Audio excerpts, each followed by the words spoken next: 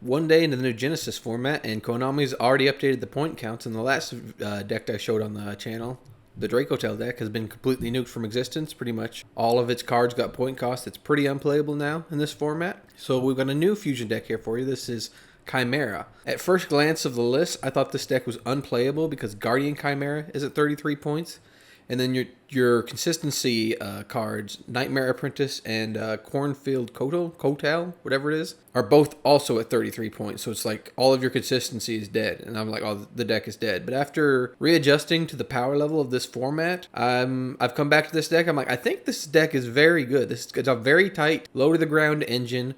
Lots of room for non-engine. The non-point hand traps like Skullmeister and DD Crow work pretty well with the deck for fusing. It's not as good as Dracotail, but it's still pretty good. You have room for Super Poly, which I believe is very powerful in this format. There's lots of decks that are going to be making a bunch of Xyz monsters or making a bunch of Synchro monsters, and they're probably going to be same types, different attributes, the types of things you need for Super Poly.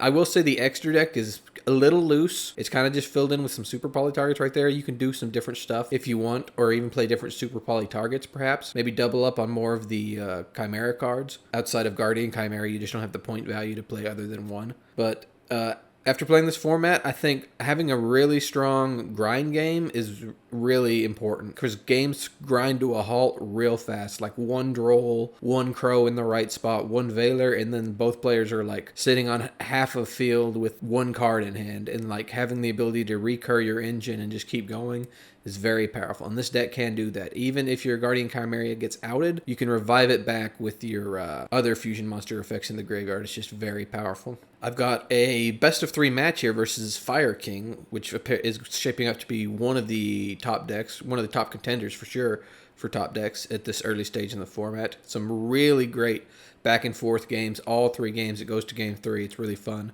Good little watch. I hope you enjoy.